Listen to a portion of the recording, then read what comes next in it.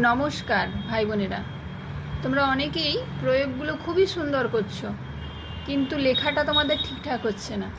দেখো, আমি একটু একটু করে তোমাদেরকে বলে দিচ্ছি, এইভাবে তোমরা বাড়িতে অভ্যাস করবে।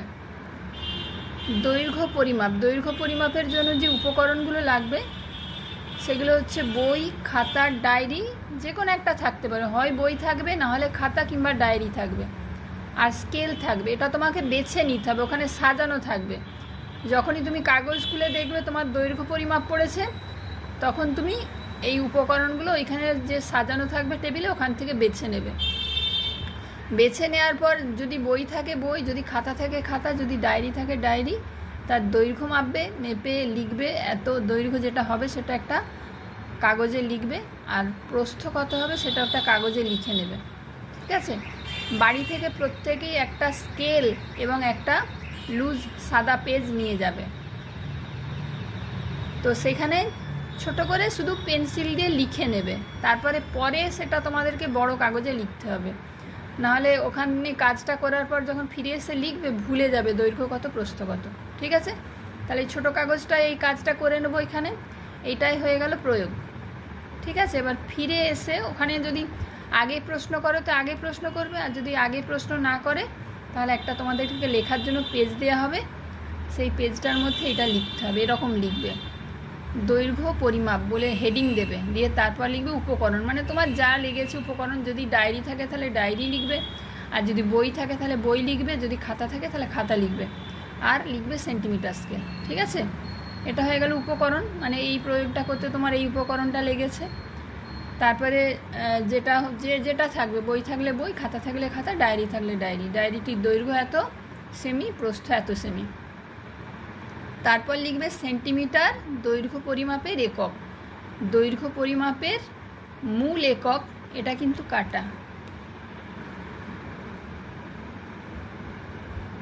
দৈর্ঘ্য পরিমাপের মূল একক মিটার। দৈর্ঘ্য পরিমাপের বড় একক কিলোমিটার। দৈর্ঘ্য পরিমাপের ছোট একক মিলিমিটার। এই কটা লাইন তোমাকে লিখতে হবে প্রয়োগটা করার পর। ঠিক আছে? এটা তো আগেও হয়েছে, আর এগুলো তোমরা জানো।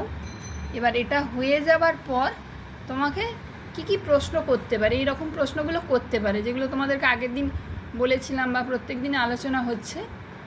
হয়তো জিজ্ঞাসা করবে যে সেন্টিমিটার এককে আর কি মাপা হয়, তাহলে তুমি বলবে গেঞ্জি বা মাস্ক ইত্যাদি। যদি বলে যে কোনো একটা বললেই হবে। মিটার এককে কি মাপা হয়, তখন বলবে কাপড় বা জামা কাপড়ের যে ছিট কেনা হয় সেই ছিট। কিলোমিটার এককে কি মাপ হয়, তখন বলবে রাস্তা, নদী ইত্যাদি দূরত্ব মাপ হয়। মিলিমিটার এককে কি মাপ হয়, কাঁচ বা স্টিলের পাত কতটা পুরু তা মাপতে মিলিমিটার একক ব্যবহার করা হয়। এবার হয়তো বলতে পারে দৈর্ঘ্য পরিমাপের এককগুলির নাম বলো, তখন বলবে kilometre, hectometre, decametre, metre, decimetre, centimetre, millimetre. ঠিক আছে? তারপরে হয়তো বলবে কোন কোন একক দৈর্ঘ্য পরিমাপের ক্ষেত্রে ব্যবহার করা হয় না। দেখো, এই তিনটি একক, হেক্টোমিটার, ডেকামিটার আর ডেসিমিটার, এই তিনটি একক ব্যবহার করা হয় না। এই যে এই প্রশ্নগুলো দিলাম, এই প্রশ্নগুলোর মধ্যে থেকেই তোমাদেরকে যে কোনো প্রশ্ন দুটো বা তিনটে এরকম জিজ্ঞাসা করতে পারে। ঠিক আছে? তাহলে এটা দৈর্ঘ্য পরিমাপের যে প্রয়োগ তার মধ্যে থেকেই সব থাকছে। শুধু বাড়িতে তোমরা লেখাটা ভালো করে বাড়িতে প্র্যাকটিস করবে। আবার দেখো, যদি কাগজ খুলে দেখো যে তোমাদের ভগ্নাংশ কাগজের মধ্যে লেখা আছে, যদি লেখা থাকে এরকম যে 2 ভাগ করে তার 1 ভাগ দাও, বা সমান 3 ভাগ করে তার 2 ভাগ নাও, এরকম যদি থাকে, বা 3 ভাগ করে 1 ভাগ নাও, তাহলে কাগজ খুলে দেখবে। দেখলেই তোমরা তো বুঝতেই পারবে যে এটা ভগ্নাংশের উপকরণ বাছতে হবে। তাহলে তোমাদেরকে করিয়েছি ক্লে এবং ছুরি দিয়ে। সেই ক্লে আর ছুরি তোমরা বেছে নেবে, ওখান থেকে উপকরণ বেছে নেবে। বেছে নেওয়ার পর যদি 2 ভাগের 1 ভাগ করতে বলে তাহলে 2টো ভাগ করবে, করে তার 1 ভাগ নিয়ে নেবে। আর যদি বলে 3 ভাগের 2 ভাগ করো তাহলে 3টে ভাগ করবে, তার 2 ভাগ নিয়ে নেবে। যদি বলে 3 ভাগের 1 ভাগ করো তাহলে 3টে ভাগ করে তার 1 ভাগ নিয়ে নেবে। এইটা তোমরা করে দেখাবে। এটা হলো প্রয়োগ। হয়ে গেল কাজ। হয়ে যাওয়ার পর এবার একটা কাগজ দেবে।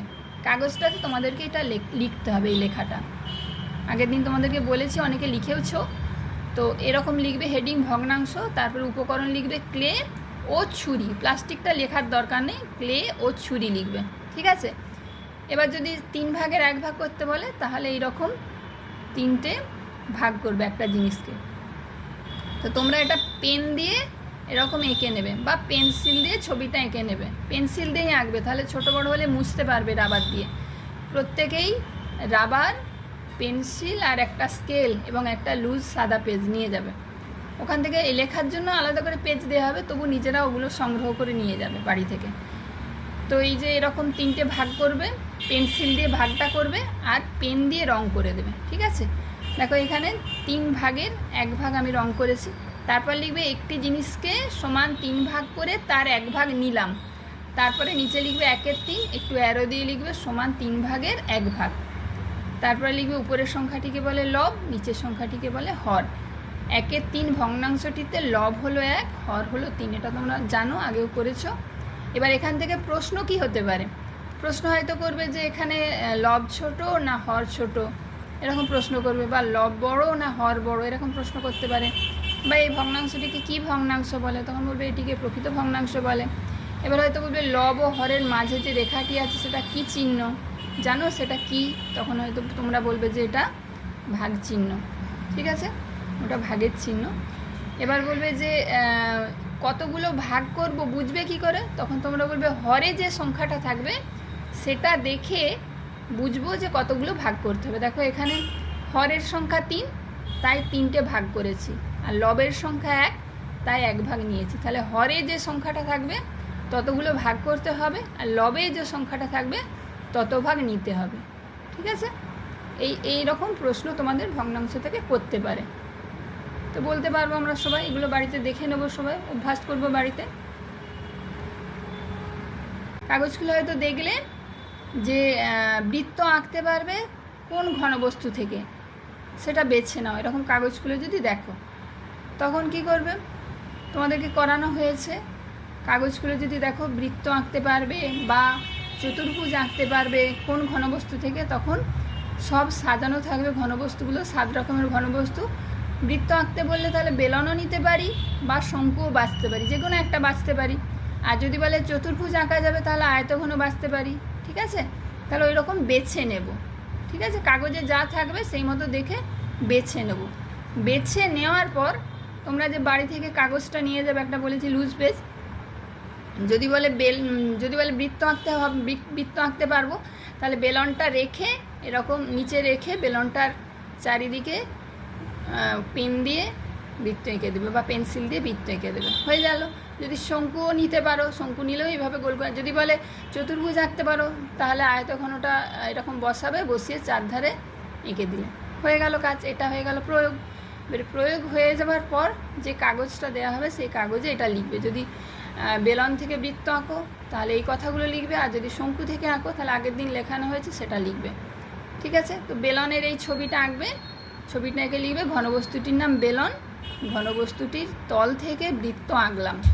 বেলনের তল 3টি, একটি বক্রতল আর 2টি সমতল। উদাহরণ হলো জলের পাইপ। এইটুকু লিখলেই হবে।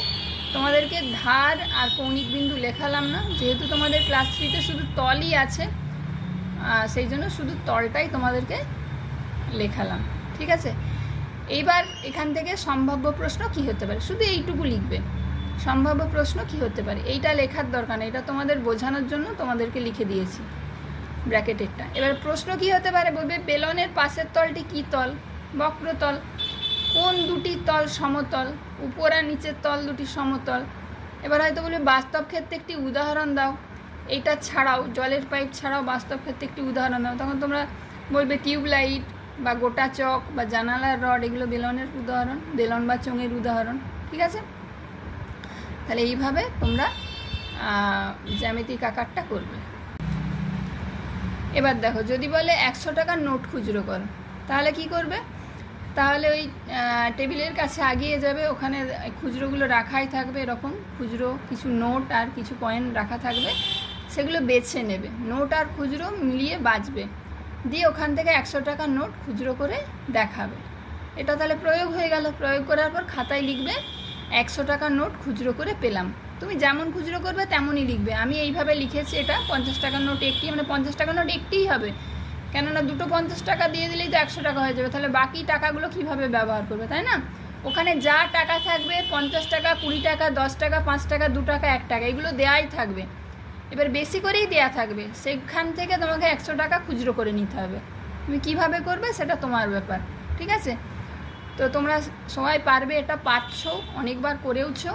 তো এইভাবে করবে। 50 টাকার নোট একটি, 20 টাকার নোট একটি, 10 টাকার নোট একটি, 5 টাকার নোট দুটি, 2 টাকার কয়েন, 5 টাকার নোট না, 5 টাকার নোট এখন খুব একটা পাওয়া যায় না, তাহলে 5 টাকার কয়েন দুটি, 2 টাকার কয়েন তিনটি, 1 টাকার কয়েন চারটি। এইভাবে আমার 100 টাকা খুচরো হয়েছে। তুমি হয়তো 5 টাকার একটাও নিতে পারো, 1 টাকাটা তখন বেশি করে নিয়ে নিলে, বা 2 টাকাটা বেশি করে নিয়ে নিলে, এরকম করতে পারো, অসুবিধা নেই। যেমনভাবে তুমি খুচরো করবে এখানে সেইভাবেই সংখ্যাগুলো লিখবে, বুঝেছো? এটা হয়ে গেলেই তোমার কাজ সারা, লেখা কাজ সারা। এবার এখান থেকে প্রশ্ন কী হতে পারে, প্রশ্ন কী করতে পারে? প্রশ্ন হয়তো করবে যে আমাদের দেশের মুদ্রার নাম কি? আমাদের দেশের মুদ্রার নাম টাকা পয়সা। বলবে হয়তো কাগজের মুদ্রাকে কি বলে, তোমাদেরকে আগেই বলেছি নোট বলে। আর ধাতুর মুদ্রাকে কি বলে? ধাতুর মুদ্রাকে কয়েন বলে। হয়তো বলবে টাকা পয়সাকে কি কাজে, মানে টাকা পয়সা কি কাজে লাগে আমাদের? তখন বলবে দৈনন্দিন জীবনে জিনিসপত্র কেনার কাজে লাগে, বেচার কাজেও লাগে, কিন্তু আমরা কেনার কাজ, মানে কিনতে টাকা পয়সা ব্যবহার করি। এরকম সম্ভাব্য প্রশ্ন থাকবে, ঠিক আছে? তাহলে বাড়িতে তোমরা শুধু এই লেখাটা অভ্যাস করলেই হবে, বাকি প্রশ্নের উত্তর কিন্তু তোমরা দিয়ে দিতে পারবে। প্রশ্নের উত্তর খুব সহজ। তাহলে লেখাটা সবাই বাড়িতে ভালো করে সব লেখাগুলো অভ্যাস করবে, ঠিক আছে? নমস্কার।